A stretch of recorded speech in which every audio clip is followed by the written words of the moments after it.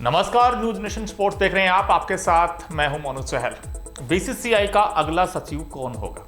As you know, आपने देखा होगा इनफैक्ट कि 1 दिसंबर से ही जय शाह ने आईसीसी का जो कार्यभार संभाला है नए अध्यक्ष के रूप में। इनफैक्ट युवा अध्यक्ष हैं, लेकिन जैसे ही वो आईसीसी में गए, लेकिन अब बीसीसीआई में इनफैक्ट उनका पद खाली हो गया है।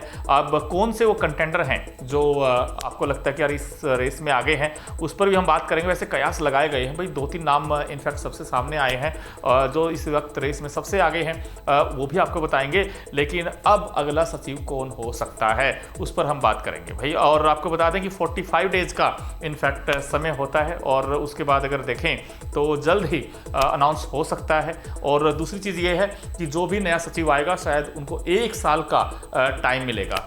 जो पहला नाम सामने आया है वो है डीडीसीए, यानी कि दिल्ली और जिला क्रिकेट एसोसिएशन के प्रेसिडेंट रोहन जेटली बीसीसीआई का अगले सचिव बनने की रेस में इस वक्त आगे चल रहे हैं। आपको बता दें कि वो दिवंगत अरुण जेटली के बेटे हैं। इसके अलावा गुजरात क्रिकेट एसोसिएशन के सचिव अनिल पटेल का नाम भी बीसीसीआई के अगले सचिव बनने की रेस में आगे चल रहा है। हाल ही में रिपोर्ट्स में दावा किया गया था कि अनिल पटेल और रोहन जेटली में से कोई एक जय शाह का पद अब बीसीसीआई में संभाल सकता है।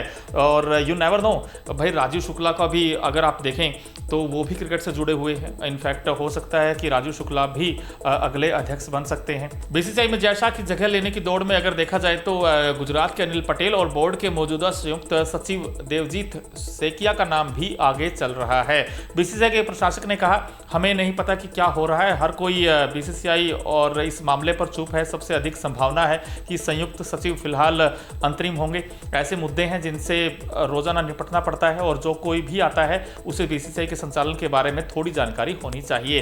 अब अगर देखा जाए, जो एजीएम बुलाने की बात है, जो विशेष आम बैठक होती है, उसके उत्तराधिकारी का चयन करने के लिए 45 डेज का समय होता है। अगर शाह के आईसीसी का कार्यभार संभालने के दिन से 45 दिनों की गणना की जाए तो बोर्ड के पास पद भरने के लिए जनवरी के मध्य तक का समय है। संविधान के अनुसार बीसीसीआई को चुनाव से कम 4 सप्ताह पहले एक निर्वाचन अधिकारी की नियुक्ति भी करनी होती है। राज्य इकाई के एक वरिष्ठ अधिकारी ने कहा कि बोर्ड के पास बदलाव को पूरा करने के लिए पर्याप्त समय है।